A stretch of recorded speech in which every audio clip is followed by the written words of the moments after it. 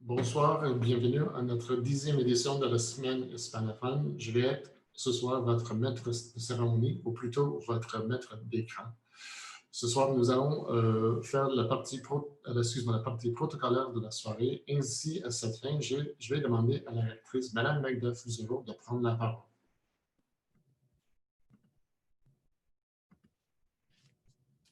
Merci beaucoup, Carré.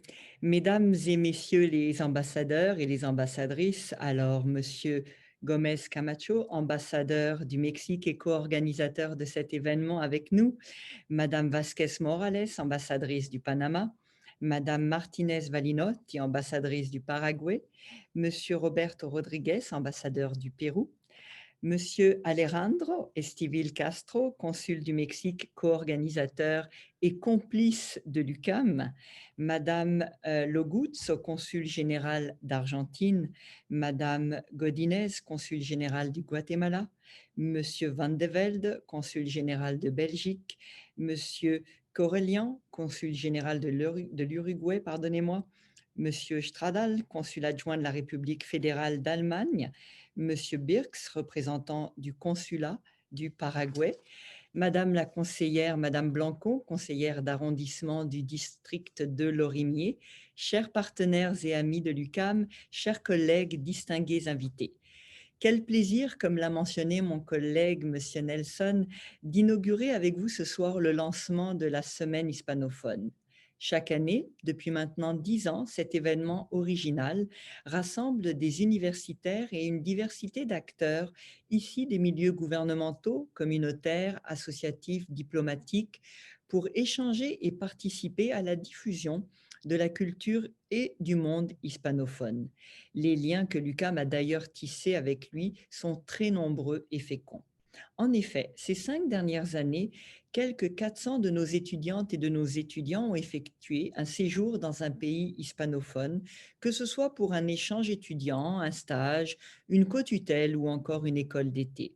De plus, depuis 2015, près de 400 étudiants, non, les chiffres ne sont pas trafiqués, c'est le même nombre, donc 400 étudiants hispasophones se joignent au rang de l'UQAM dans le cadre de nombreux échanges et activités.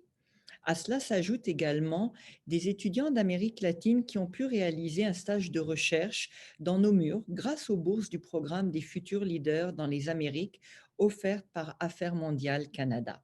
Autant d'interactions qui n'auraient pas été possibles sans les collaborations nouées depuis des années avec plus de 75 universités hispanophones. L'école de langue, notamment, participe de cette singularité ucamienne. L'espagnol est d'ailleurs la première langue étrangère enseignée à l'UQAM. Et de ce fait, notre institution comptabilise le plus grand nombre d'étudiants hispanophiles à Montréal. L'école de langue se distingue aussi par ses nombreuses initiatives, notamment comme celle qui nous réunit ce soir de la semaine hispanophone, qui constitue l'une de ses activités récurrentes et phares dont l'UQAM est très fière.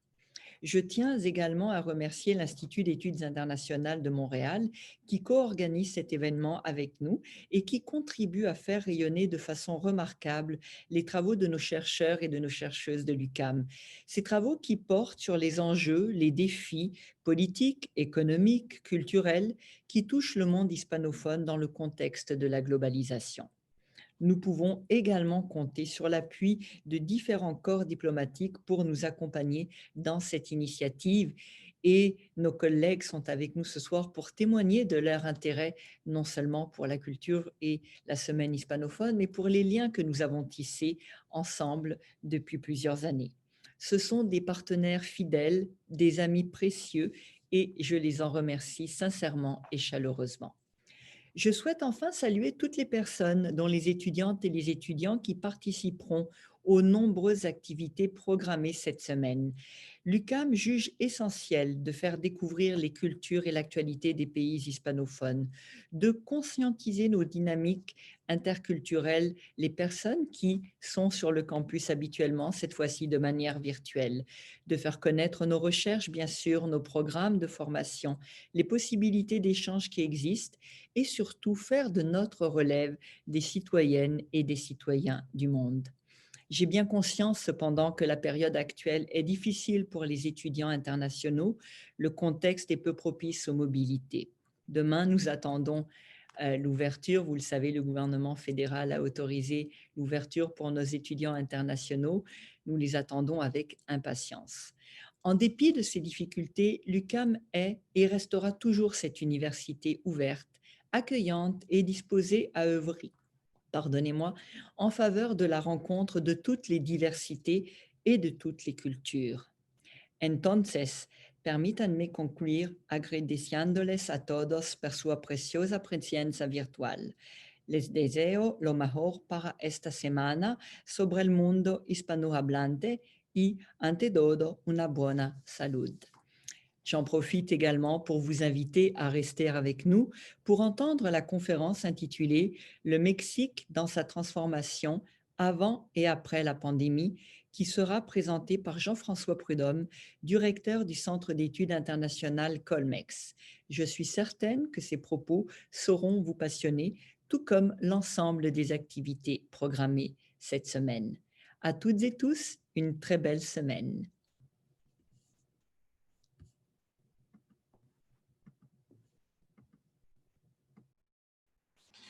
Merci beaucoup, Madame la rectrice, pour votre discours. Au nom de l'École de langue et au nom de mes collègues, j'aimerais vous dire que nous avons toujours apprécié votre dévouement et votre passion pour l'apprentissage des langues et des cultures. Maintenant, j'aimerais demander à l'ambassadeur du Mexique, estimado Juan José Gómez, de prendre la parole.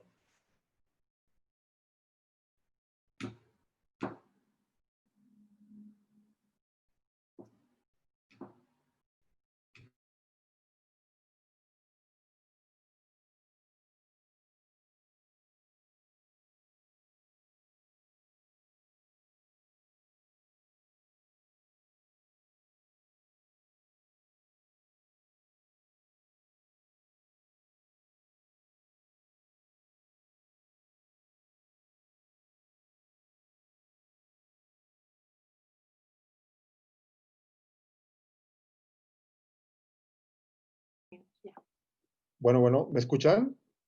Y se ve la cámara.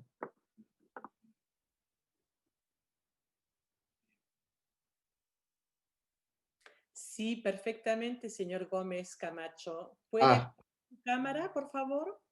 La cámara, a ver. ¿Ahora sí? Ahora sí. Gracias, perdón. ¿Está bien si lo hago en español? Alejandro me decía que podía hacerlo en español o prefieren que cambie de idioma. Puede hacerlo en español. Gracias. Muy bien. Muchas gracias. Empiezo disculpándome por conectarme unos minutos tarde, pero estoy en la Ciudad de México con una agenda apretada y en esta gran ciudad, así que estaba en la Cancillería y, en fin, no explico más, simplemente me disculpo y muchas gracias por esperarme. Bueno, muchas gracias a la universidad, a la señora rectora y por supuesto a mi amigo, nuestro cónsul general Alejandro Estivil, por haber coorganizado este evento que me parece de la mayor importancia y lo aprecio muchísimo. Yo solamente trataría de, o daría compartiría con ustedes dos o tres reflexiones que no son nuevas y que sí son, por el contrario, si ustedes quieren, parte del hilo conductor de la mentalidad, de la filosofía, de la lógica con la que la Embajada de Canadá, de México en Canadá y los 5 consulados que tenemos en este gran país están trabajando y, por supuesto, el Consulado General en Quebec. México y Canadá tenemos una relación, por supuesto, vieja, enorme importancia y siempre ha sido cercana, pero al mismo tiempo es una relación, pues si ustedes me permiten decirlo, una relación de amigos que son amigos que se aprecian mucho, pero que no se conocen lo suficiente, de amigos que se sienten cercanos, pero que al mismo tiempo son en cierta medida distantes. Y eso obviamente es natural en una geografía como la que tenemos, con un vecino en medio de las dimensiones, del tamaño, de la importancia del que tenemos.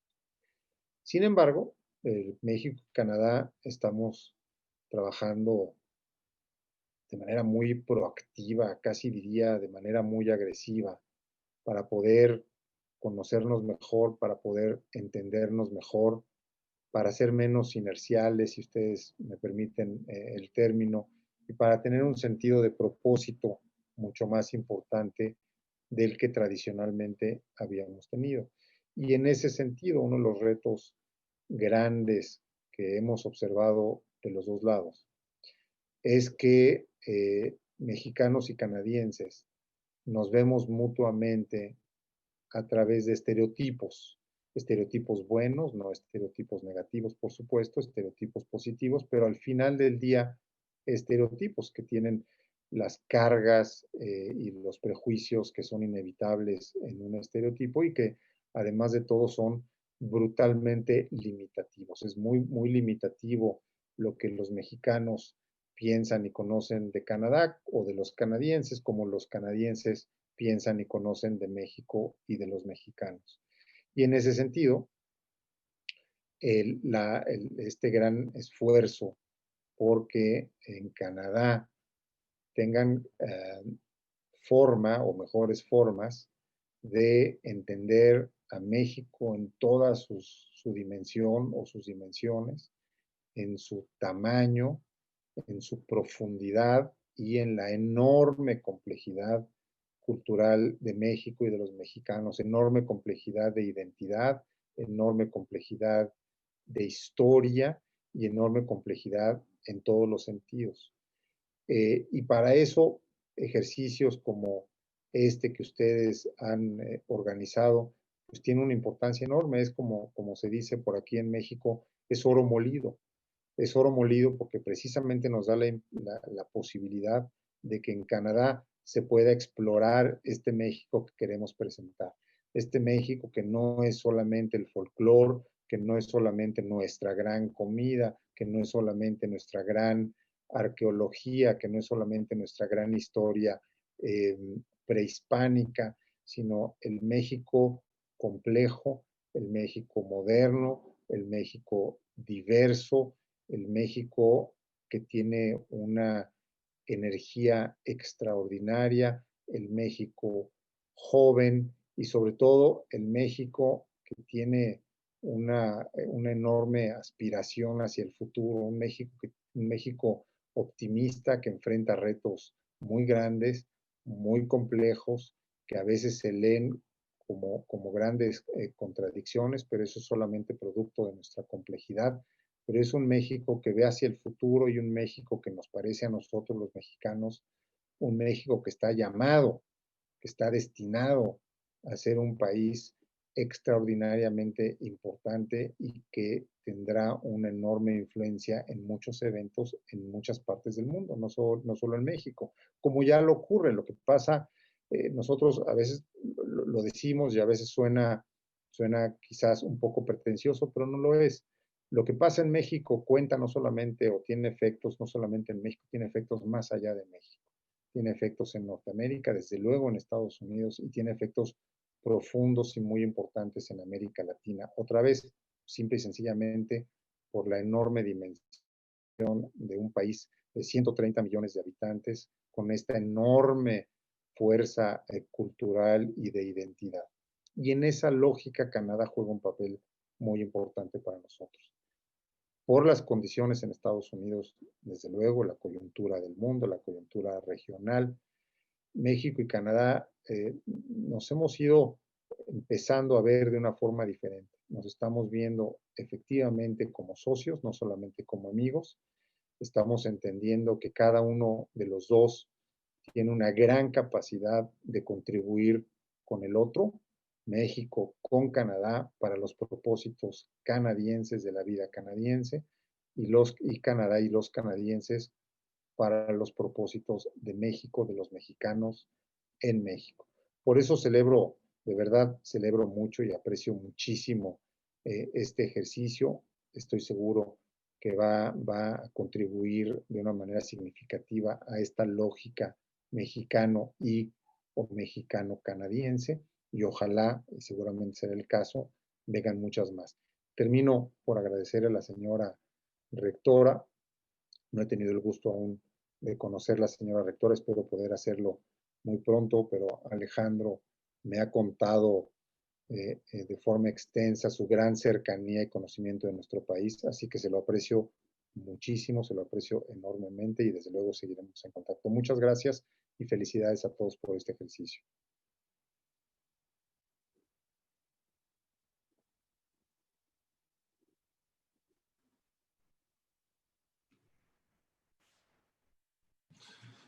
Muchas gracias, estimado Juan José Gómez Camacho. Avant de procéder, j'aimerais vous dire que la conférence aura lieu en français. Et donc, juste avant de commencer, je vous parlais de l'organisation qu'on a fait au comité organisateur de la semaine hispanophone. Nous avons pensé annuler, en raison de la COVID-19, l'événement de la semaine hispanophone. Mais nous sommes dit que clair que non, il faut tenir la 10e édition de la semaine hispanophone. Comme c'est important pour l'École de langue et pour l'UQAM, on a organisé la semaine hispanophone et on a toujours relevé des défis à chaque année. Entonces, nous avons décidé de continuer et nous avons pris la décision de ne pas baisser les bras, mais profiter de la situation. Ainsi, nous avons adopté le thème de cette année qui est « Discours et pratique dans un monde de distanciation sociale ». En ce qui concerne les conférences, je vais juste dire quelques mots sur la conférencier ce soir. La conférence s'appelle « Le Mexique dans sa transformation avant et après la pandémie ». Donc, je vais parler de M. Jean-François Prudhomme, qui a obtenu son doctorat en sciences politiques à York University. Il est également titulaire d'un DEA en relations internationales de l'Institut d'études politiques de Paris. Il est actuellement directeur du Centre d'études internationales à El Colegio de Mexico de 2003 et 2015. Il a été coordonnateur académique général de la même institution. Il a publié de nombreux articles sur les questions de gouvernance démocratique, de citoyenneté et de système de partis au Mexique et en Amérique latine. Il est co-éditeur de la collection de 16 volumes Los Grandes Problemas de México, publié en 2010 par El Colegio de México à l'occasion de son 70e anniversaire. Son livre le plus récent est Situations and Political Change et son dernier article publié s'intitule Partis et système de partis dans l'élection mexicaine de 2020, publié par le Forum international dans son édition de avril-juin 2020. Donc, je vais demander à M. Jean-François Prudhomme de prendre la parole. Merci. Bonsoir, Madame Fusaro, rectrice de l'Université du Québec à Montréal, Monsieur Gómez Camacho, ambassador du Mexique au Canada, es un placer volver a compartir espacio con usted, Monsieur Karen Nelson, directeur de l'École de langue, aussi Monsieur Alejandro Estivil, consul du Mexique à Montréal. C'est un privilège pour moi de participer à l'inauguration de cette 10e édition de la semaine hispanophone à l'UQAM. Le sujet de ma conférence porte, comme on l'a déjà dit, sur le thème du Mexique dans sa transformation avant et après la pandémie. D'entrée de jeu, je précise que je parlerai plus de la transformation que de la pandémie, même si je dirai quelques mots sur le sujet à la fin de mon exposé. Ma conférence est organisée en 3 parties. Je parlerai d'abord des conditions qui ont mené à l'élection du président López Obrador en juillet 2018 au Mexique. Ensuite, j'aborderai le thème des politiques du gouvernement actuel et je terminerai en parlant des dilemmes du nouveau modèle de gouvernance démocratique au Mexique. Donc, je commence. La première section. En fait, depuis plusieurs décennies, la question de la démocratie a été au centre des débats sur le changement politique au Mexique. Sans entrer dans les détails, on peut affirmer que quelque part, durant la dernière décennie du XXe siècle, on a assisté à un changement de régime au Mexique par la démocratisation du système autoritaire qui s'était consolidé depuis la Révolution mexicaine. Et puis les caractéristiques en fait qu'adoptera ce nouveau régime démocratique ont beaucoup à voir avec le démantèlement et la réforme justement des instruments qui avaient permis la longue domination d'institutions et de pratiques autoritaires. Et puis, ce sur quoi il faut insister d'entrée de jeu, c'est le fait que ce changement s'est effectué dans le cadre constitutionnel existant. Et puis, s'il est vrai que toute une série d'acteurs sociaux et politiques, formels et informels, établis et émergents, ont participé dans les mobilisations et les mouvements d'idées qui ont provoqué le changement, ce sont surtout les partis politiques établis qui ont négocié au fil des événements et des conjonctures l'établissement d'une nouvelle institutionnalité politique. Et puis, la grande partie, en fait, une grande partie des réformes qui ont été menées à ce moment-là ont eu à voir avec la négociation des règles de la compétition électorale. Et puis, ce sont des négociations qui ont évolué en fonction des rapports de force entre les partis, en fonction aussi des forces et des faiblesses qui apparaissaient élection après élection, et en fonction aussi de la capacité de mobilisation des perdants et des exclus. On a donc assisté à un cycle récurrent de réformes électorales importantes. La dernière en date s'est effectuée en 2014. En fait, toutes ces réformes-là, ce qu'elles ont permis, puisque la longue domination du Parti révolutionnaire institutionnel au XXe siècle s'appuyait en grande partie sur le fait que les élections n'étaient pas compétitives. Alors, ces réformes-là ont permis l'expression d'une volonté populaire plus diverse, ont permis aussi l'élargissement de la classe politique par la voie de la représentation plurielle. Et puis, en fait, au cours des premières 20 années du 21e siècle, le Mexique a été gouverné par 3 partis politiques distincts qui, en général, sont identifiés comme des partis de centre droit, de centre pragmatique et de gauche populiste. Alors, à la différence de ce qui s'est produit lors du XXe siècle, on a assisté à une alternance au pouvoir. En même temps, entre 1990 et 2018, il y a un système de 3 partis politiques, dont les piliers, le vieux Parti révolutionnaire institutionnel, le centre pragmatique, le Parti Action nationale, le Parti de centre droit, le Parti de la Révolution démocratique, qui à l'époque PRD, qui est un parti de centre gauche, avec une représentation très, très importante dans les 2 chambres du Congrès mexicain. Plus de 80% des sièges, aussi bien au Sénat qu'à la Chambre des députés, jusqu'en 2015, étaient occupés par des représentants de ces 3 partis-là. Ces 3 partis-là aussi gouvernaient la plupart des fois de façon individuelle, mais des fois aussi en coalition, les différents niveaux de gouvernement du système fédéral mexicain. Et puis, tout ça, en fait, la diversification de la représentation politique a eu pour effet l'activation d'une dynamique imparfaite de poids et de contrepoids entre les pouvoirs qui forment l'État mexicain. Pourquoi? Parce que pour plusieurs acteurs politiques, ce qui était important, c'était de contenir l'hyperprésidentialisme mexicain, c'est-à-dire ce qui avait marqué la vie politique mexicaine durant plus de 70 ans.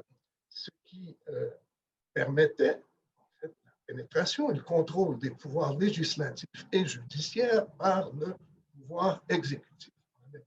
La figure du président, qui était élu à chaque 6 ans, était dominante dans la vie politique mexicaine.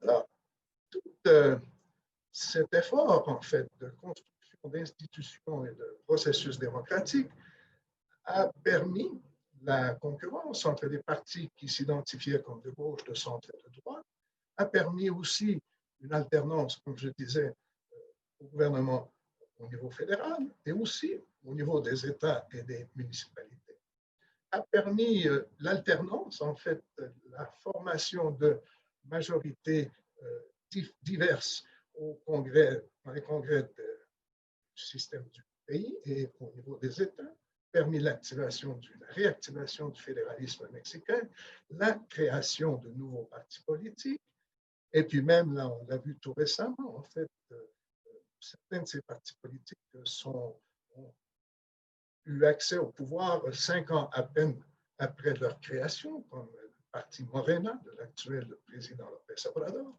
Ça a permis aussi l'existence d'un climat de liberté d'opinion et d'association et la reconnaissance de nouveaux droits individuels et collectifs.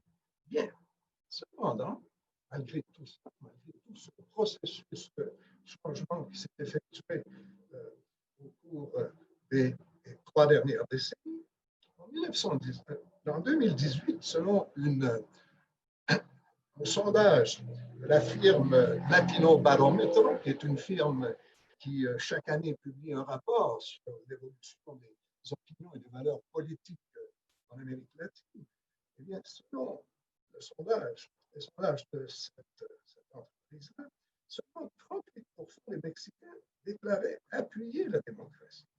Et il y en avait un pourcentage similaire qui manifestait être indifférent au type de régime politique.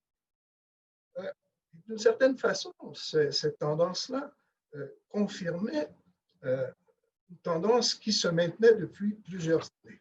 En fait, à peine 16%, selon cette enquête, 16% des Mexicains exprimaient être satisfaits avec un système de gouvernement démocratique, ce qui situait le pays à la queue des pays d'Amérique latine dans ce domaine.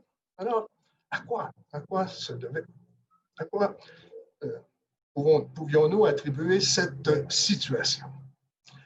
Et en fait, en grande partie, les faiblesses de la nouvelle démocratie mexicaine étaient justement le résultat du processus qui avait permis la démocratisation du pays.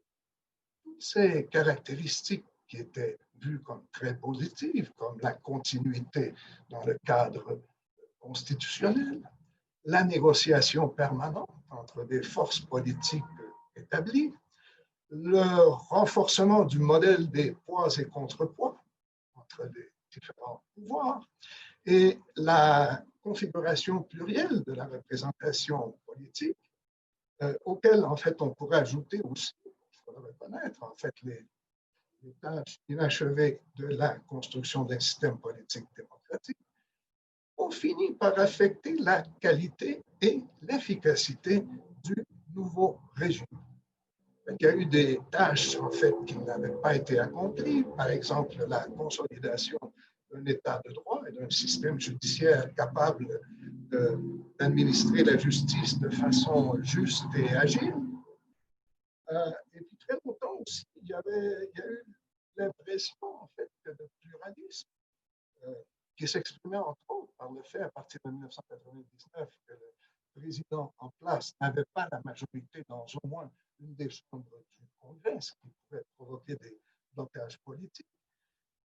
Tout ça, en fait, a contribué à alimenter l'image que les principales forces politiques n'arrivaient pas à se mettre d'accord quant aux réformes importantes ou les réformes jugées essentielles dans la vie politique du pays. Puis quand ça a été possible,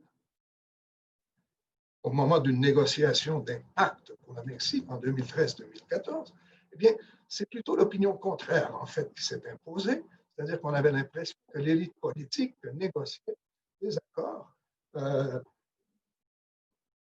sans que la société soit impliquée. Et puis que d'une certaine façon, en fait, le consensus était le produit de complicité condamnable. Et puis surtout, en fait, il y a cette idée qui s'est répandue à l'effet que ce modèle de séparation des pouvoirs, de plus grand pluralisme, ne permettait pas de faire face aux problèmes importants qui affectaient le pays. J'en mentionne quelques-uns, en fait. La presque absence de croissance économique, combinée à la persistance de grandes inégalités sociales, la violence qui devenait de plus en plus omniprésente et qui était souvent associée aux activités du narcotrafic, et aussi la corruption croissante dans différentes sphères de la vie publique. Le système politique démocratique qui s'était construit au cours de 3 décennies, à partir de 1990, apparaissait comme un système inachevé et surtout efficace. Alors là, je vais rapidement vous parler du gouvernement antérieur, de la situation qui a permis l'accès au pouvoir de M. López Obrador. En fait, si on recule un peu là dans le temps, le 1er juillet 2012, M. Enrique Peña Nieto, qui est le président là, qui a été élu à ce moment-là, a gagné des élections présidentielles avec 38% des voix. Il avait 7 points de plus que M. Andrés Manuel López Obrador, qui avait obtenu la deuxième place. Et puis cette victoire-là a constitué la première alternance dans le Mexique de l'alternance, puisque au cours des 12 années précédentes, le gouvernement avait été aux mains du parti de centre-droit, le parti Action nationale. Tout ça, ça signifiait le retour du PRI au pouvoir. Le PRI qui avait dominé pendant 70 ans, au XXe siècle, la vie politique mexicaine, revenait au pouvoir après 12 ans dans l'opposition. Comment expliquer cette victoire du PRI? En grande partie, c'est l'image qui dominait dans la société, on avait l'impression en fait que le PRI avait gagné les élections parce que l'électorat reconnaissait son expérience de gouvernement et sa capacité de gestion. Et puis, bon, c'est à peu près au cours des 20 premiers mois du gouvernement de M. Peña Nieto, on avait un peu l'impression que cette perception était justifiée. Le président, comme je l'ai déjà mentionné, tout de suite, 2 jours après sa prise de pouvoir, signer un accord ou négocier un accord avec les dirigeants des principaux partis politiques, un fameux Pacto por México, qui avait pour objet l'approbation de plusieurs réformes d'envergure dans différents secteurs de la politique publique. L'éducation, les télécommunications, l'énergie, la politique fiscale, la vie électorale, etc., etc. Et puis, en général, plusieurs de ces réformes-là ont été appuyées par les 3 grands partis politiques. C'était l'époque aussi où on avait de grandes attentes pour le Mexique. Il y a par exemple fameuse page de la revue The Economist qui appelait du moment mexicain. Et on voyait un cactus qui s'envolait vers le ciel et puis on avait l'impression qu'on promettait de grandes choses pour le Mexique. Tout ça semblait fonctionner très bien au début. Cependant, très rapidement, on a pu constater la fragilité de cette situation. C'était une construction très, très fragile. Il y a 2 événements qui, symboliquement, marquent le début du déclin de ce gouvernement qui avait été élu pour une période de 6 ans. Alors, en septembre 2014, et puis j'imagine que plusieurs d'entre vous se rappellent de ce tragique événement, en fait, il y a eu la disparition et l'assassinat de 43 étudiants dans la ville de Iguala, au Guerrero, en septembre 2014. Et ensuite, il y a eu, quelques mois après, la révélation d'un scandale de corruption dans l'acquisition d'une propriété de la part de celle qui était l'épouse du président de la République. Et puis tout ça a contribué à une chute spectaculaire du taux d'approbation du président Peña Nieto. Au début de son mandat, il avait un taux d'approbation de 57%, mais moins de 2 ans plus tard, à la fin de 2014, ce taux d'approbation était descendu à 38%. Et en 2017, il avait 17% de taux d'approbation. transformation. Et alors, donc, il y avait un gouvernement qui très rapidement, malgré les promesses, s'est retrouvé dans une situation de rejet de la part de l'ensemble de la citoyenneté. Et en même temps, il y a d'autres changements qui se sont produits. Un des trois partis dont je parlais, le PRD, qui était le parti de gauche, a vécu un processus de scission, de séparation interne, où la personne, Andrés Manuel López Obrador, l'actuel président du pays, qui avait été 2 fois candidat présidentiel pour le PRD, eh bien, a décidé de quitter ce parti, de créer un nouveau parti politique de gauche qui lui était loyal, le mouvement de régénération nationale Morena. Et très rapidement, cette nouvelle formation politique-là a réussi à diviser le vote de gauche dans les élections législatives de 2015. Et puis d'un autre côté, l'autre grand parti, le parti de droite de PAN, vivait aussi de sérieux problèmes de tension interne. Alors, en 2018, tout petit peu dans ce climat-là où finalement le gouvernement en place faisait face à un rejet dans l'opinion publique, où les 2 autres partis qui avaient constitué les piliers du système à 3 partis qui existait depuis 30 ans vivaient des problèmes de division interne très grands.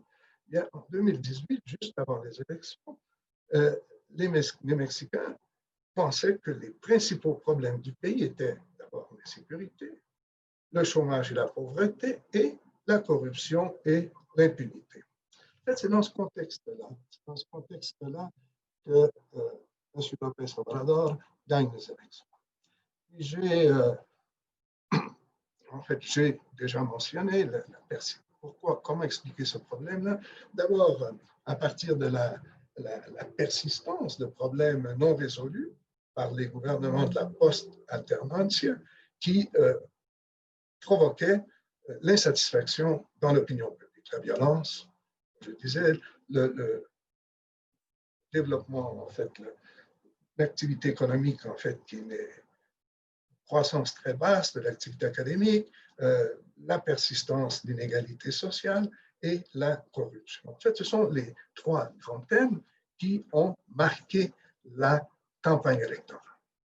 Et en général, en fait, l'électorat s'est tourné vers cette nouvelle option, de gauche ou de gauche populiste, représentée par Morena, et parti ou mouvement qui était conduit par M.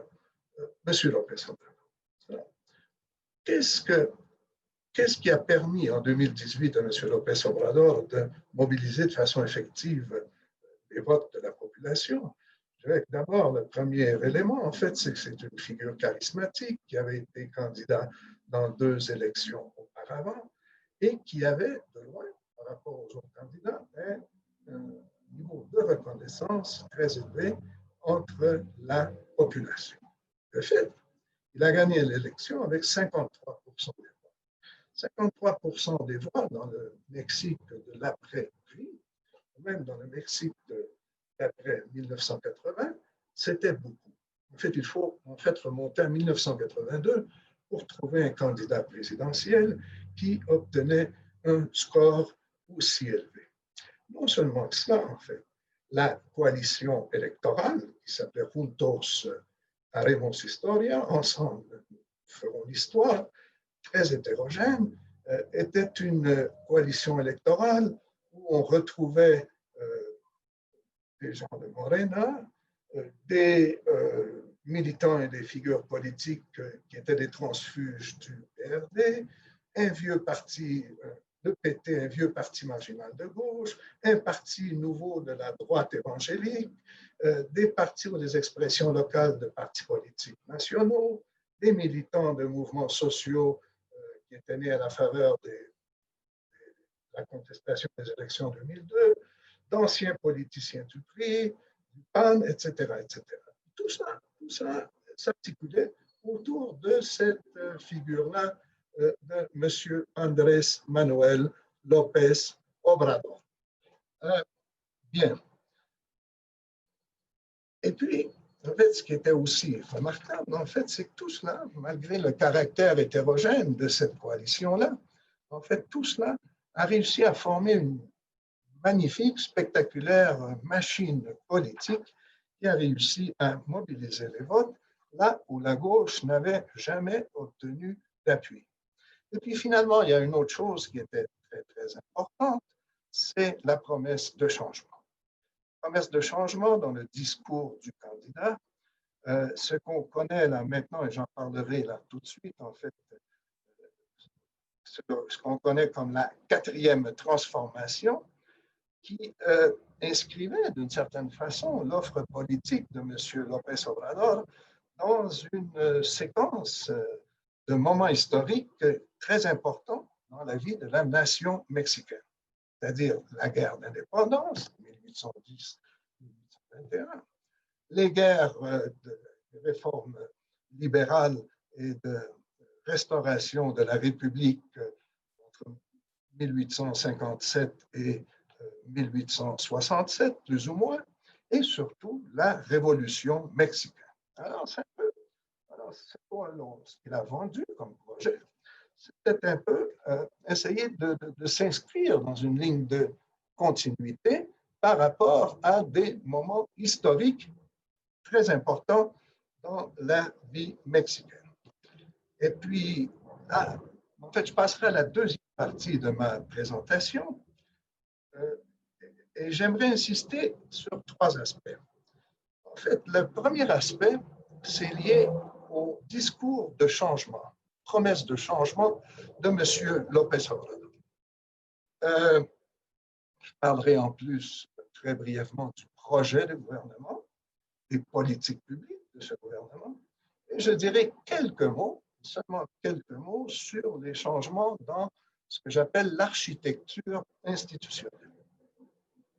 Alors, l'inscription dans l'histoire, premier aspect.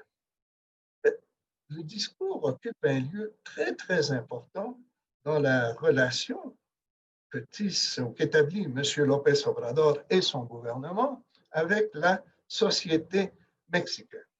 Alors, il y a un peu comme on retrouve dans, je n'allais pas utiliser le mot, mais en fait, on retrouve un peu cette veine populiste dans ce discours où il y a des efforts pour établir un contact direct et permanent entre le leader politique et ses bases d'appui électoral et le peuple en général. Alors, dans tout cela, le recours à l'histoire est très important.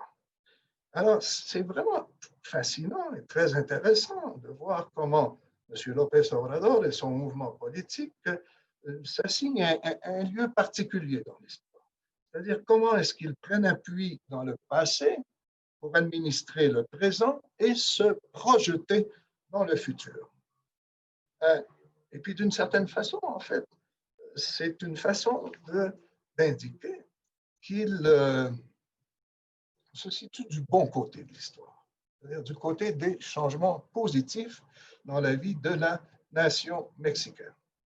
Je dirais que cette inscription dans l'histoire a pour fonction de marquer l'intensité du changement désiré, en l'associant à d'autres moments fondateurs, puis en établissant aussi de façon antagonique la différence entre les bons, les héros et les vilains, les bons et les méchants. Et puis, c'est très intéressant, en fait, quand je vais simplement mentionner certains extraits du discours d'investiture de M. López Obrador, le 1er décembre 2018. Alors, il a laissé entrevoir de façon très, très claire quel était l'horizon de changement qu'il proposait dans la vie publique mexicaine. Alors, je traduis là de façon très, très libre. En fait, j'espère ne pas choquer les professeurs de langue qui nous écoutent. En fait, ce qu'il dit, il disait: j'ai reçu le mandat du peuple mexicain pour commencer aujourd'hui la 4e transformation politique de Mexico. Aujourd'hui, ce n'est pas seulement qu'un nouveau gouvernement qui commence, c'est un changement de régime politique. Et puis, le raisonnement, en fait, suivait tout de suite en essayant de lier la prise de pouvoir par Morena et M. López Obrador à d'autres grands moments de l'histoire.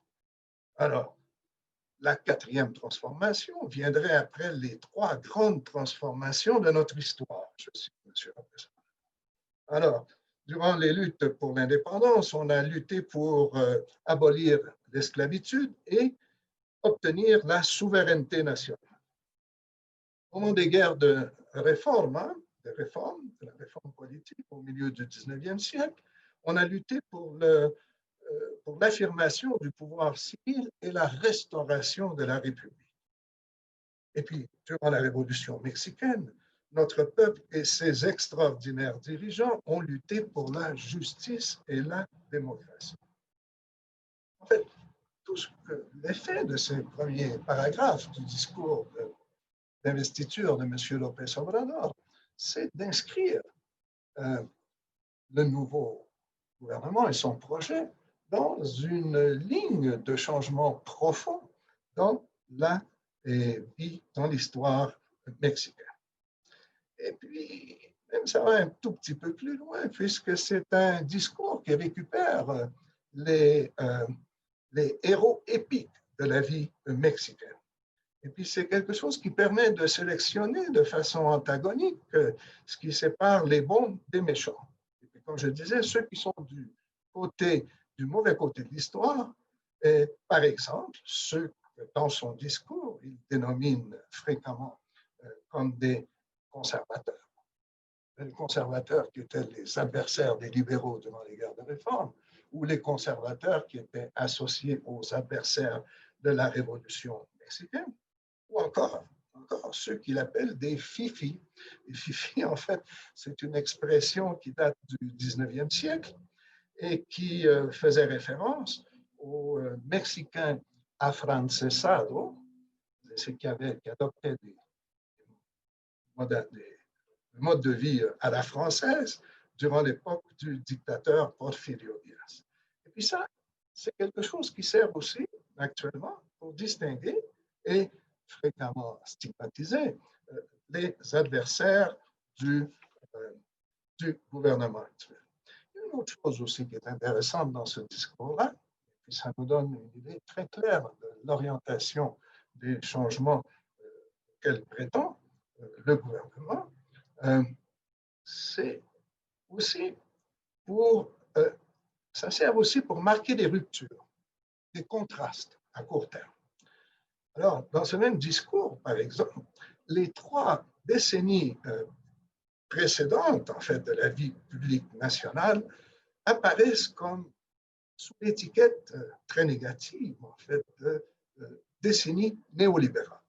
C'est-à-dire que l'épithète néolibérale, qui fait référence aux politiques économiques qui ont été adoptées par les gouvernements antérieurs, cette épithète-là apparaît comme une façon de créer une parenthèse dans la continuité de l'histoire mexicaine récente et d'éliminer presque d'un seul trait, en fait, trois décennies de changements politiques au Mexique. Et puis c'est une chose, bon, c'est un épithète qu'on entend très très souvent dans la bouche du président ou des gens qui sont proches du président.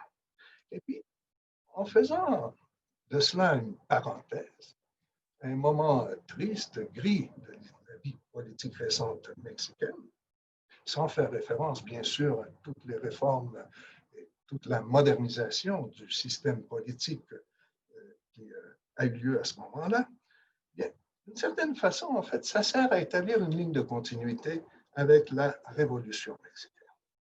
Alors, d'une certaine façon, ce que l'on fait, c'est, et puis c'est présent aussi dans ce discours-là, c'est une revendication indirecte de ce que l'anthropologue mexicain là, qui travaille à l'Université de Columbia, Claudio Lomnitz, appelle le nationalisme révolutionnaire. C'est-à-dire une idéologie communautaire qui s'appuie sur l'idée que le progrès le progrès sain seulement peut s'obtenir sous l'égide d'un État nationaliste qui veille pour l'intérêt public. Alors, et puis ça, c'est important parce que finalement, on va retrouver certains traits de ce modèle-là, qui est un modèle qui a prévalu de 1940 jusqu'à peu près 1980 au Mexique. On retrouvera certains traits de ce modèle-là dans les politiques du président López Obrador. Quelles sont les politiques publiques? Quelles sont ces politiques publiques? Je vais commencer par une autre citation de M. López Obrador. Ça, c'est un discours qu'il a donné à Tlapa, dans l'État du Guerrero, le 23 novembre de 2019. Et bon, qu'est-ce qui nous correspondait, en fait, si on parlait de la 4e transformation? On devait changer la Constitution. Mais on s'est dit non, non. C'est quelque chose qui va causer beaucoup de caos. Nos vamos a ir despacio porque llevamos prisa. On va marcher lentement parce qu'on est pressé. Et quand ils s'en rendront compte, eh bien, ils se rendront compte qu'il y a une nouvelle constitution. Je peux vous dire ici, à Tlapa, qu'il y a déjà une nouvelle constitution. En fait, qu'est-ce qu'il voulait dire? Il voulait dire que, oui, si on avait décidé de marquer le changement à travers l'organisation d'une assemblée constituante, ça aurait été impossible de mener à bien les changements. Alors, ce qu'on a fait, on a décidé de faire plusieurs petites réformes qui font qu'on a maintenant une nouvelle constitution. C'est un peu exagéré, en fait, mais la réalité est beaucoup plus complexe. Cependant, il est vrai que l'actuel gouvernement a réalisé plusieurs réformes importantes depuis sa prise de pouvoir. Alors, comme je disais, en fait, je pourrais parler peut-être de 4 ou 5, en fait, de grandes lignes de réforme de l'actuel gouvernement. Alors, je dirais d'abord, en fait, que quant à l'orientation des politiques publiques, c'est que le premier élément qui caractérise le projet du gouvernement, c'est l'effort pour essayer de rétablir partiellement, du moins, la tutelle de l'État dans certains secteurs de la production et de la régulation des activités économiques. En fait, en principe, cela voudrait dire avoir un grand projet, en fait, qui permettrait de constituer un État fort, mais dans la réalité est plus complexe. En fait. Le principal secteur d'activité dans lequel on peut apprécier cette réorientation des politiques publiques, et puis c'est lié non seulement à une façon de concevoir l'économie et la vie productive, mais aussi à une certaine mythologie autour de la grande richesse de la nation mexicaine. Alors le premier secteur, c'est celui de la production de l'énergie. Et principalement, en fait, dans le cadre du pétrole et de l'énergie électrique qui correspondent aux entreprises de l'État, Petróleos Mexicanos, Pemex, et Commission fédérale d'électricité, CFE, la Commission fédérale d'électricité, qui sont considérées comme stratégiques pour le développement national. Curieusement, en fait, la réorientation des activités dans ce secteur n'a pas passé directement par la voie des réformes législatives. Pour le moment, c'est des réformes qui ont eu lieu ou les changements d'orientation de la politique qui ont eu lieu dans ce secteur-là se sont faits plutôt par la réorientation des dépenses publiques vers ces deux entreprises, l'interprétation de certains aspects réglementaires des activités au détriment d'entreprises du secteur privé qui étaient associées à Pemex et à la CFE, au frein aussi ou à l'arrêt d'appels d'offres pour des nouveaux contrats et aussi, bien sûr, par la construction d'infrastructures pour pouvoir favoriser ces deux grandes entreprises. Et puis un peu l'idée, en fait, c'est de renverser la réforme du secteur de l'énergie qui avait été menée à bien par monsieur Peña Nieto. Ah, bien. Alors ça, dans ce cas-là, en fait, oui, c'est important, mais dans le fond, il n'y a pas vraiment de grande réforme qui assure la stabilité et la continuité de ces décisions-là. Il s'agit plutôt, je dirais, en fait, d'un secteur où le président, qui est très populaire, en fait, doit affirmer son autorité de façon constante. Bien.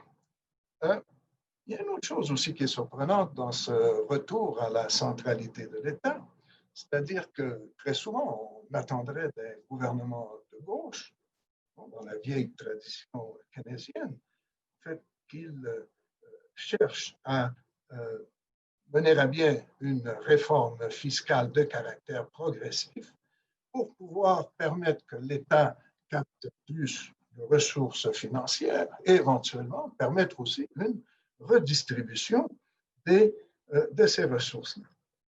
Mais curieusement, en fait, le gouvernement mène plutôt une politique d'austérité. Alors, en fait, la logique du président et de son gouvernement, c'est d'utiliser de façon efficace les épargnes qui sont le produit de l'élimination de la corruption dans le secteur public, l'élimination, et c'est vrai que ça s'est fait, en fait, des dépenses somptueuses, et aussi un effort pour rendre plus efficace la captation fiscale. Le Mexique est un des pays qui a des taux les plus bas de captation fiscale au sein de l'OCDE et en Amérique latine. On parle d'à peu près 14 ou 15% du produit intérieur brut. Il y a une autre chose, alors, toute cette politique d'austérité qui a une dimension morale en même temps, en fait, s'est accomplie.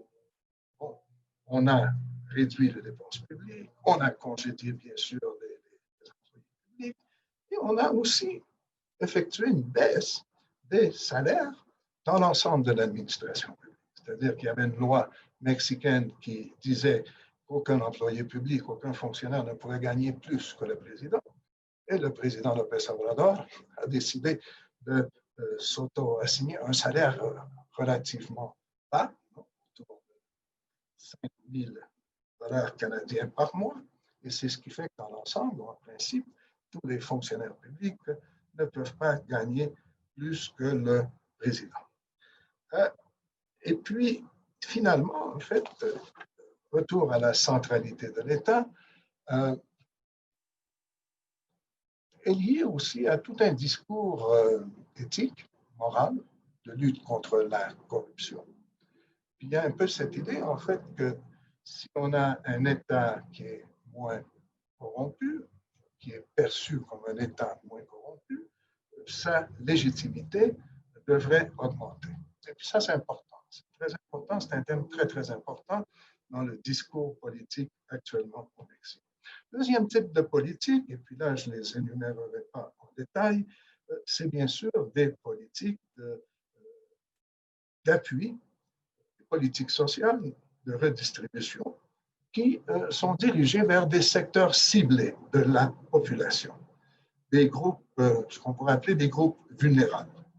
Alors, ce sont des politiques de bourse, par exemple, pour les étudiants aussi bien de l'école primaire, secondaire, de l'université.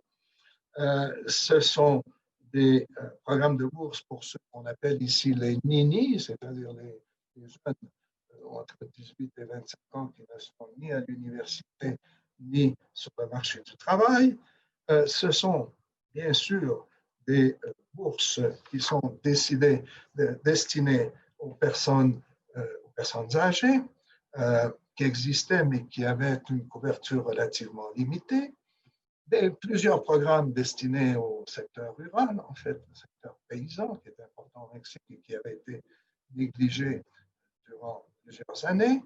un programme de réforestation, par exemple, etc., etc. Et puis, ce qui caractérise ce programme-là, en fait, parce qu'un peu l'idée, c'était de construire peu à peu une espèce d'État-providence universel, mais ce qui caractérise ces programmes-là, en fait, c'est que ce sont des programmes où les appuis sont remis directement aux mains des bénéficiaires. Et de là, en fait, les critiques qu'on entend souvent à l'effet qu'il s'agit de pratiques de caractère clientéliste qui servent à assurer une base politique au gouvernement. Un autre élément important, en fait, du projet du gouvernement actuel est lié au problème de l'insécurité et de la violence. On sait très bien que cette insécurité, cette violence-là est souvent provoquée par des activités des cartels de trafiquants de drogue. On a vu, en fait, que c'était un des principaux motifs de mécontentement de la citoyenneté avec les gouvernements antérieurs au Mexique. Et puis, durant sa campagne électorale, M. López Obrador a promis de changer l'approche face à ce problème. C'est-à-dire qu'au lieu d'attaquer le problème seulement par la voie de la répression, il a en fait cherché à promouvoir plutôt la voie de la prévention. L'idée des programmes sociaux, par exemple ceux qui sont dirigés face aux jeunes de secteurs vulnérables de la société, l'idée c'est un peu de les empêcher en fait, d'être tentés de se livrer, d'être recrutés en fait par des cartels liés au trafic de la drogue.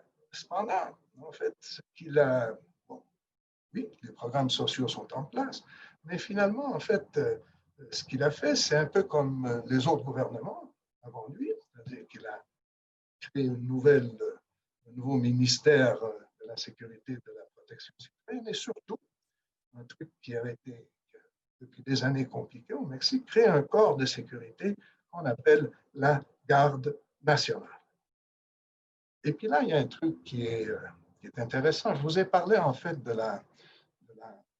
du retour de la centralité de l'État, mais dans un contexte d'austérité, dans un contexte où il est difficile d'accroître les ressources humaines et les ressources matérielles de l'État. Alors, dans ce cas-là, en fait, ce qu'a fait M. López Obrador, il a tiré parti d'un des rares corps organisés de l'État, discipliné, efficace, en principe, et puis s'il y a une question là-dessus, j'y reviendrai là, puisque c'est un thème d'actualité ce jour-ci, en principe très honnête, qui est l'armée. Alors, non seulement il a réaffirmé l'importance de l'armée pour maintenir la stabilité et la sécurité au Mexique, mais il a aussi chargé l'armée de plus en plus de tâches de construction, par exemple, d'infrastructures, comme un nouvel aéroport ou des succursales de banque du bien-être, en fait, qui remet les appuis matériels inclus dans les programmes sociaux. Alors, on a annoncé aussi récemment que les forces armées allaient prendre le contrôle des ports et des douanes, une fonction qui dépendait avant du ministère des Transports. Alors, c'est quelque chose qui frappe aussi dans cette ligne des principales politiques du gouvernement. Il y a un autre truc qui est important aussi, puis il faut le mentionner, une quatrième ligne de réforme importante du gouvernement est liée à la promotion des droits de certains groupes sociaux. Là, on peut penser par exemple à une réforme importante en fait dans le champ des relations de travail qui, d'une certaine façon, reconnaît le droit à la liberté syndicale, fait la promotion des processus démocratiques dans la vie interne des syndicats, bien sûr, sanctionne les actes de corruption et extorsion. En fait, un peu l'idée, c'était de redonner une certaine vigueur à la vie syndicale démocratique. il y a eu d'autres choses aussi, entre autres, par exemple, on a déclaré, on a voté une réforme qui établit le principe de la parité des genres dans la fonction publique élective, mais aussi à tous les niveaux du gouvernement et dans la fonction publique. On a reconnu, par exemple, les droits des minorités, des peuples, des communautés afro-mexicaines comme faisant partie de la composition pluriculturelle de la nation mexicaine. Puis tout ça, en fait, c'est très bien. Et puis ça fait partie du programme de gauche du gouvernement. Ça répond à des attentes de certains groupes qui font partie de la coalition au pouvoir. Cependant, en même temps, on a pu observer certaines difficultés qu'ont expérimenté les autorités pour négocier et incorporer des demandes sociales associées à la conquête de certains droits, mais qui étaient promues par des acteurs sociaux non étatiques. On l'a vu, par exemple, il y a eu des manifestations cette année contre les féminicides, où se sont mobilisés les groupes féministes, et il y a eu énormément de difficultés de la part du gouvernement pour pouvoir négocier avec ce mouvement-là. De la même façon, en fait, il y a eu des mouvements, il y a eu des mobilisations en faveur des droits des victimes de la violence, ou encore des manifestations pour la défense de l'environnement. Et curieusement, quand ces demandes-là ne proviennent pas du gouvernement, c'est beaucoup plus difficile, en fait, que soient reconnues ces demandes.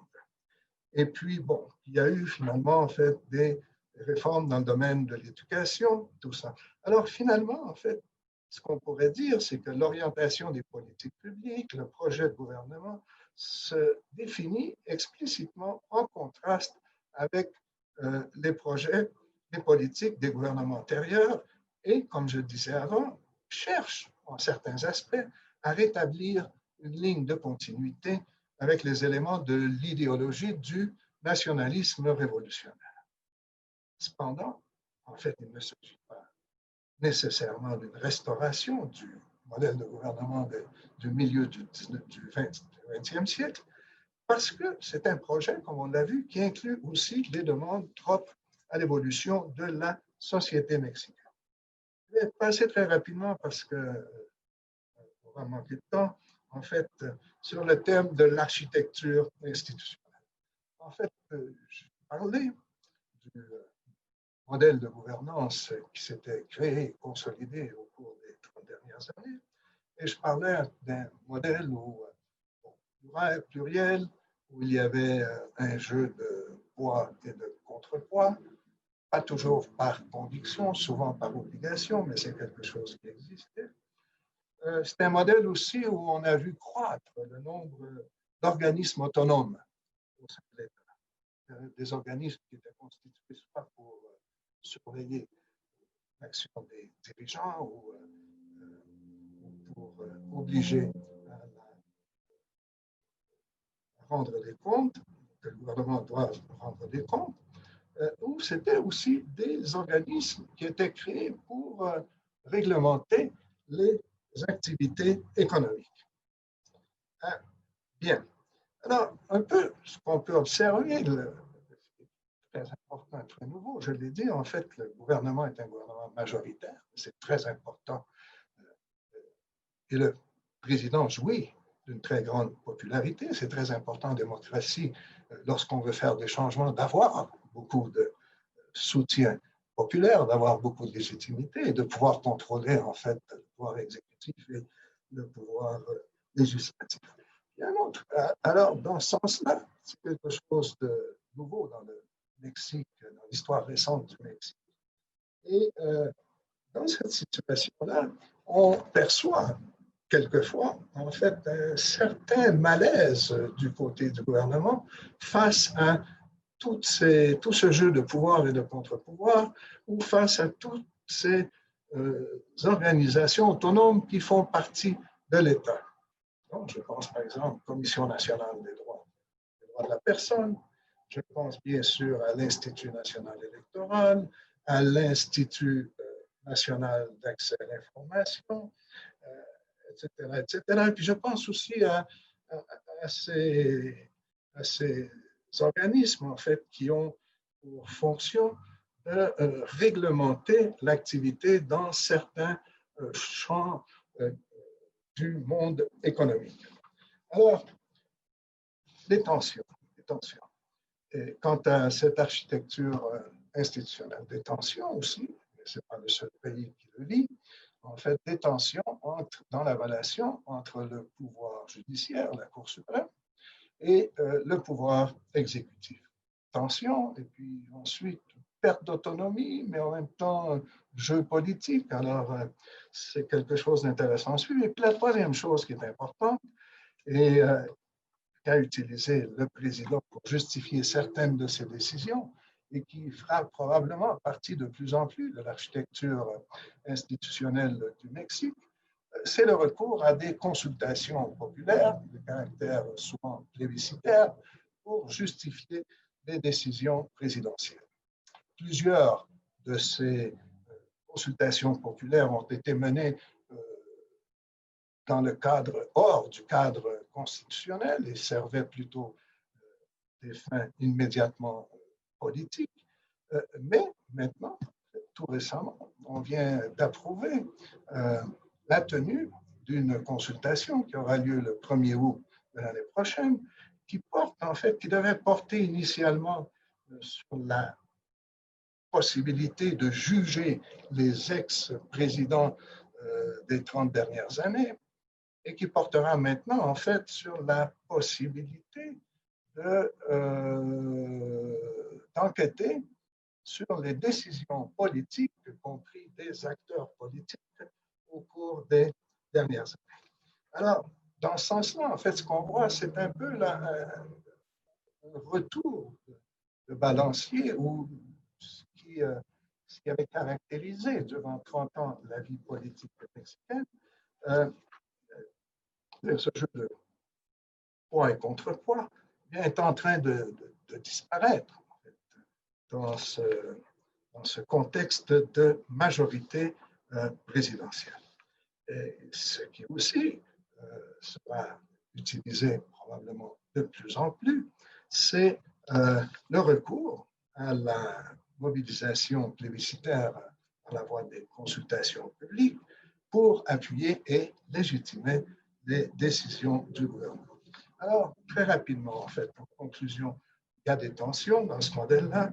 La première tension, en fait, le premier problème, en fait, ou le premier dilemme, en fait, c'est d'un côté l'existence d'une majorité, et c'est très bien, et c'est très simple en démocratie. Et de l'autre côté, il y a ce souvenir dans la mémoire des Mexicains de l'époque où l'idée de majorité était associée à l'exercice du pouvoir par une seule force politique, qui à l'époque était le pays. Un autre thème, en fait, de changement, un autre dilemme qui peut représenter une tension pour la gouvernance démocratique au Mexique, c'est le thème de la médiation politique. Alors, j'ai parlé de l'existence durant 30 ans d'un système très stable de partis politiques. Il y avait 3 grands partis qui se partageaient autour de 80% des voix lors des élections. Eh bien, ce système-là s'est effondré. Au cours des dernières années du mandat du président précédent, M. Peña Nieto. Ça s'est effondré. Et puis, donc, actuellement, en fait, ce qui étaient les 3 grands partis, en fait, peuvent à peine ou difficilement rassembler entre 25 ou 28% des voix, si on se fie au sondage. Et puis, d'un autre côté, le nouveau parti du président n'est pas un vrai parti politique. En fait, c'est un mouvement. Et c'est un mouvement qui regroupe des gens qui ont des intérêts très, très différents et qui a de graves problèmes, comme on le voit là actuellement ces jours-ci, d'institutionnalisation. Alors, finalement, en fait, c'est un système c'est un moment de changement, il y a une grande volonté de changement. Le président jouit d'un fort appui au sein de la population, c'est-à-dire qu'il continue à se maintenir à des taux entre des taux de 58 et 66% d'approbation, ce qui est très haut, très fort. Cependant, en fait, ça tend à créer un système de gouvernance démocratique qui fonctionne beaucoup autour de la figure d'un seul individu. Un seul individu, en plus, qui a cette communication directe avec le peuple. En fait, tous les jours, il y a une conférence de presse tous les matins, en fait, qui s'appelle la Mañanera, où le président informe directement la population dans un lien immédiat entre lui et le peuple. Le problème, en fait, c'est que tout ça mène à une certaine personnalisation de la politique. Et puis finalement, ben, il y a le dilemme en fait du retour en fait, de la centralité de l'État, alors que d'un côté c'est ce qu'on cherche, mais de l'autre côté on ne prend pas vraiment les moyens, comme je le disais, en fait, pour que l'État ait les ressources matérielles et les ressources humaines pour accomplir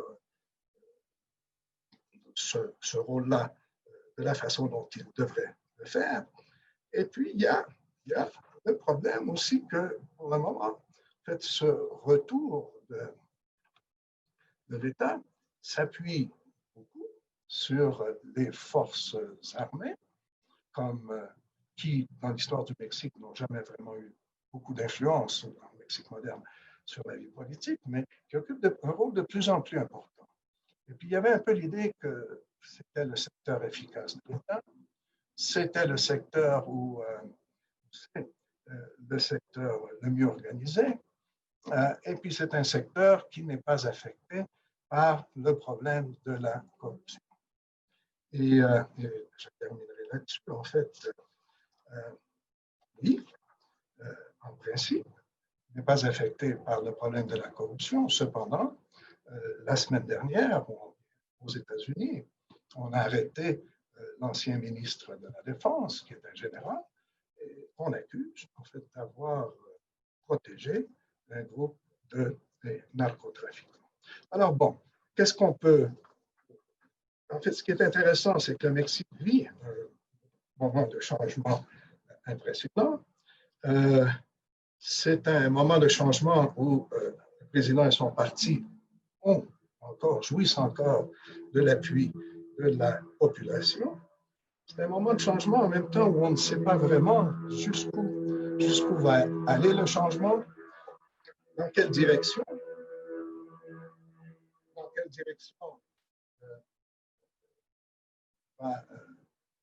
le changement, dans quelle direction le changement va s'orienter. Alors, ben voilà. Alors, je terminerai là-dessus en disant que il y a beaucoup de changements politiques au Mexique au cours des 30 dernières années. Il y en a eu encore plus au cours des 3 dernières années. Et puis, c'est un peu une invitation à continuer à suivre de près l'actualité politique mexicaine. Merci beaucoup.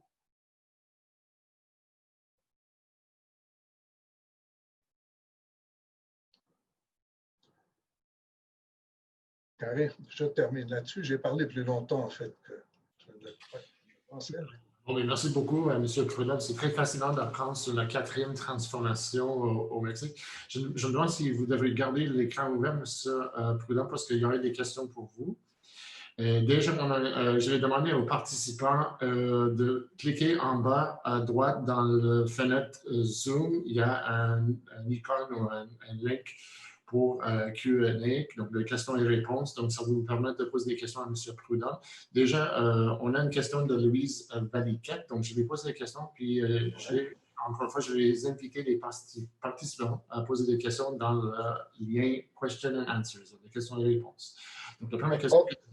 OK, et puis je peux répondre, je réponds. Alors, on me demande, bonjour, prévoyez-vous un avenir harmonieux à long terme entre le Canada et le Mexique? Oui, ma réponse serait très positive, en fait. Je crois que le Canada et le Mexique ont réussi à négocier de façon pas trop défavorable, en fait, le nouvel accord commercial avec les États-Unis. Je crois qu'il y a beaucoup de domaines de coopération entre le Canada et le Mexique. Et ben voilà, en fait, j'ai l'impression que oui, bien sûr, il y a certains secteurs où il peut y avoir de petits problèmes, mais je pense que ça a été bien géré. Est-ce que le gouvernement a changé le pays qui aide à devenir un meilleur pays? En fait, ce qu'on peut dire, en fait, c'est que bon, j'ai un peu parlé des problèmes auxquels fait face le Mexique. C'est une société très riche, très complexe, très diverse, et qui fait face à des problèmes qui sont aussi très grands. Alors, il y a beaucoup de volonté de changement de la part du gouvernement. Il y a beaucoup de résistance. Et puis, souvent, en fait, comme c'est le cas quand on a de nouveaux gouvernements, bien souvent, peut-être qu'on n'a pas toujours l'expérience nécessaire, le doigté pour mener à bien les projets de changement.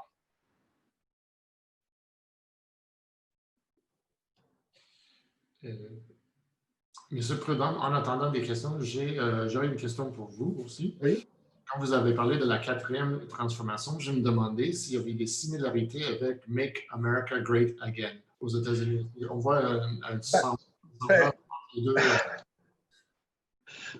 En fait, c'est intéressant la question que vous me posez parce que finalement, le gouvernement actuel au Mexique et le gouvernement américain sont très, très différents en termes de grandes orientations politiques. Je pense que M. Trump difficilement pourrait prétendre être un président de gauche, alors que M. López Obrador est un président de gauche. Mais oui, il y a quelque chose cependant il y a des choses qui peuvent coïncider en fait. D'une part, peut-être que le type de relation établi sans intermédiaire le président avec le peuple en général, et puis cette idée qu'en fait que le peuple est étroitement lié à l'idée de nation et que la nation a probablement vécu de meilleurs moments il y a quelques décennies que maintenant. Alors il y a un peu cette idée de vouloir récupérer les moments de grandeur du Mexique post-révolutionnaire. Il y a une période de l'après-guerre, en fait, jusqu'à la première moitié des années 1970, où on parlait du développement stabilisateur et puis où le Mexique avait une croissance économique. Le taux de croissance économique était de 5 à 6 % par année. Alors, c'est sûr que ça pèse encore dans l'imaginaire des gens. Nous avons une question au niveau des taxes, j'imagine c'est des impôts. Oui, en fait, je ne sais pas, moi j'imagine que je suis très orthodoxe ou trop orthodoxe, alors j'ai l'impression que si un gouvernement prétend donner plus d'importance ou plus de place à l'État, et si un gouvernement cherche à établir un État providence, ou en fait ce qui pourrait être l'équivalent d'un État-providence au Mexique, et redistribuer de façon plus équitable la richesse. Je pense que oui, c'est important d'avoir un système fiscal qui soit d'abord efficace, c'est-à-dire qui soit capable de capter l'argent des impôts, d'une part, et d'autre part, en fait, un système qui soit progressif, en fait, qui permette taxer un peu plus ceux qui sont plus riches pour en donner à ceux qui sont plus pauvres.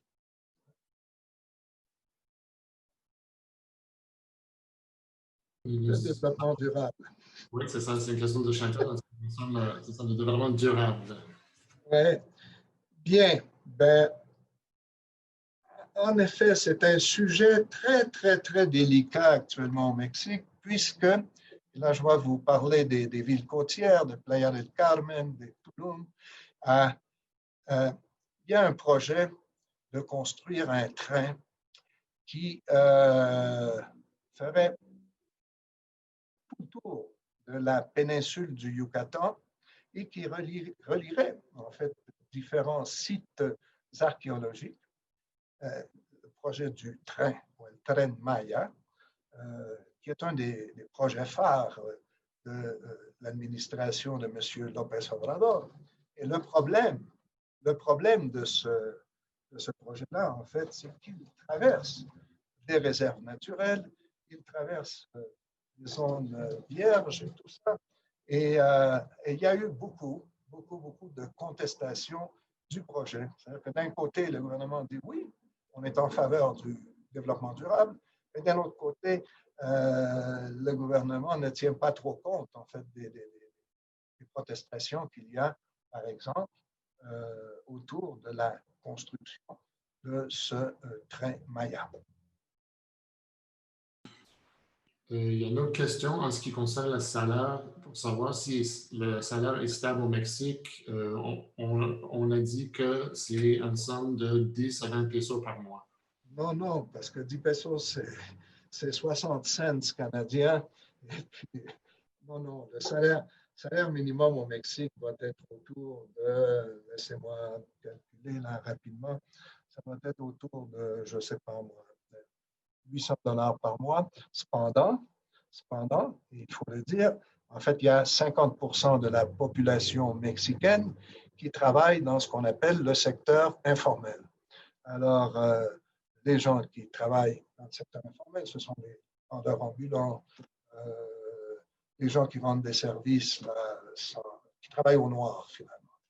Et bien sûr que le revenu est beaucoup moins élevé, en général, dans ce secteur-là. Il n'y a pas de salaire minimum. Je n'ai pas d'autres questions à vous poser. Je ne sais pas si vous voulez finir avec un commentaire pour clore la soirée. Moi, je vais dire un mot. Puis... Pardon? Est-ce que vous voulez dire un dernier mot avant qu'on finisse? J'aurais voulu parler de la pandémie, mais j'ai trop parlé des transformations. Ce qu'on peut dire, en fait, de la pandémie, c'est qu'ici, on est toujours dans la première vague de la pandémie. Le Mexique est un des pays, en fait, qui, en termes absolus, a le plus de décès. En fait, on est au 4e rang avec 86 000 décès, un peu plus de 86 000. On est au 10e rang si on compte par rapport par 100 000 habitants, par rapport à la population du pays. Il n'y a pas d'activité scolaire depuis le début de cette année, et puis j'ai l'impression que ça durera au moins jusqu'au mois de janvier. Et puis, je pense que le gouvernement compte beaucoup sur l'achat de vaccins et sur la possibilité de vacciner la population. Ce qui est inquiétant, en fait, pour le Mexique, c'est qu'on prévoit une chute entre 9 et 11% du produit intérieur brut pour cette année. Alors, il y aura des problèmes économiques très sérieux. Et puis, bon, comme le gouvernement, en fait, et puis on ne voit pas vraiment, en fait, quand il y aura une relance de la croissance au Mexique. Alors, c'est ce que je dirais sur le thème de la pandémie. Et parce que je sais que c'est un sujet dont vous allez discuter là durant les prochains jours. Bon, mais merci beaucoup. Merci à vous. Excellent. Donc, j'aimerais remercier l'équipe technique pour son appui. Sinon, on n'aurait pas eu à avoir cette soirée avec la présentation de M. Prudhomme. Également, j'aimerais remercier tous les membres du comité organisateur, Madame la rectrice, Madame Magda Fusdero, l'ambassadeur du Mexique, M. Prudhomme, bien sûr, aussi. Et finalement, j'aimerais remercier tous les participants pour avoir assisté ce soir.